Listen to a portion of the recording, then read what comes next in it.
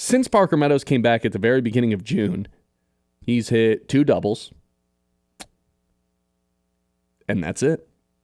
He's a sub 200 hitter with a 545 OPS. And that would be one thing.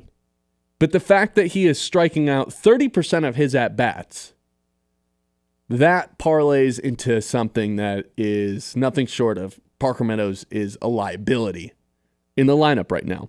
And Riley Green is striking out more than just 30% of his at-bats. So it's not like, hey, you strike out this much, enormous problem. The problem is if you're going to strike out that much, you can't have a batting average of 193, right? They take him out of that starting lineup spot, the leadoff spot, I should say. Yeah, they take him out of that. Cole Keith's now the leadoff versus right-handed pitching, and Parker Meadows has kind of been, inserted into the 7 spot, the 8 hole on any given night. He can't hit breaking balls right now.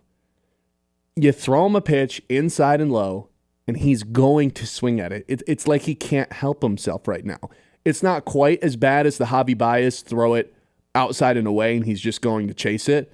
But there is some reminiscence of it because you throw him that down and in pitch, and it feels like he's just determined to go golfing.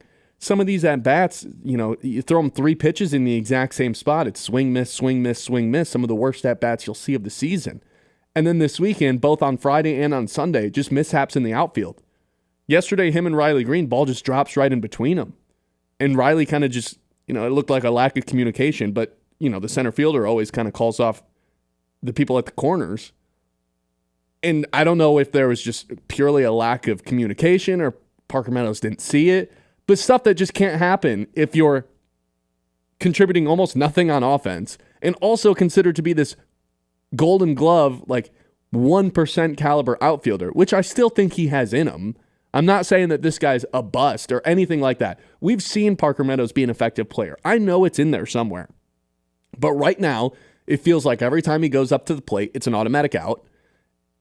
And if he's going to have those mishaps on defense too, okay, then why are you playing right now?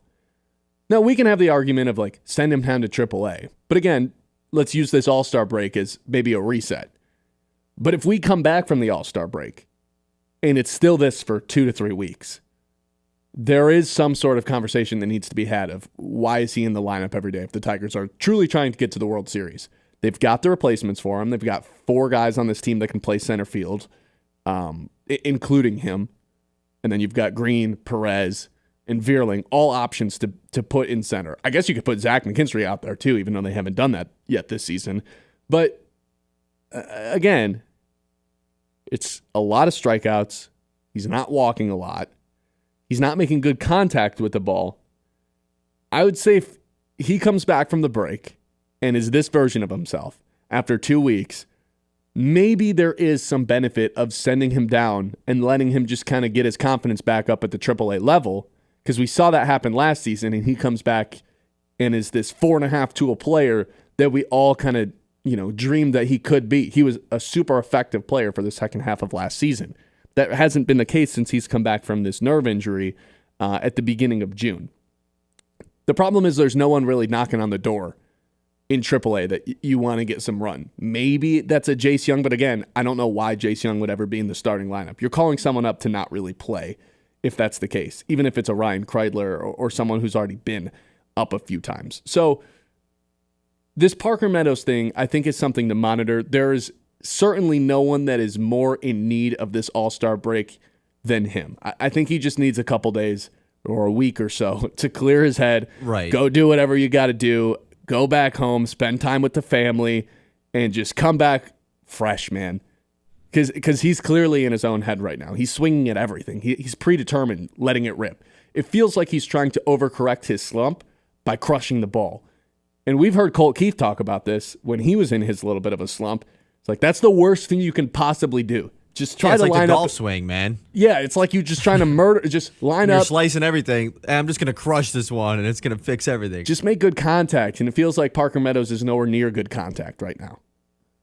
Well, to your point of there's no one in AAA to come up, you're right, but there's a guy on the injured list that's about to come back, and Kerry Carpenter, whose spot is good point. Is he's going to replace either Sweeney or Meadows, and if you decide to put Javi Baez back out in center more if Parker Meadows needs a break.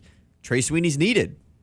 So that definitely could be the situation where Kerry Carpenter comes back post All-Star break, replaces Parker Meadows, and he gets some run in AAA because it seems like he kind of needs that right now. Michael Prevey says in the chat, the way J-Rod played this weekend, I think the Tigers need to trade for him. He hasn't played like that all season. Yeah, I don't think the Mariners are in the market to be trading anybody right now. We got one text that said Parker Meadows is playing better than Vierling right now. If you look at the raw numbers, yes, Vierling is a 158 hitter with a on-base percentage of... Has played much less. Yeah, 38 at-bats. On-base percentage of less than 300. OPS of less than 490. So, yeah, his raw numbers are not as good as Meadows, but he's not like the automatic strikeout machine. He's at least having decent at-bats. You think that's going to get corrected. The Parker Meadows strikeouts are what's really bothering me. Yes. We're also just not taking into consideration they could also trade for a bat as well. This is under the assumption that they're not going to trade for any position players. I'm not saying that they're going to, but there's a chance. Table. What position would it be? A left side infielder that we've talked about. So you're just trying to rule out Zach McKinstry of an everyday player? Like, there's a chance they make a trade for a guy. No, I'm saying. I'm not saying you're wrong. I guess I would just be surprised if they. I'm way more into trading for as many arms as possible than I am. And I would assume they are too. They're not as much in need of a bat, even with the Parker Meadows thing. Because again, you can just kind of move some guys around. Kerry Carpenter comes back, and that problem's fixed. Again, there's just some teams that are willing to sell a lot of guys. A pitcher and a bat.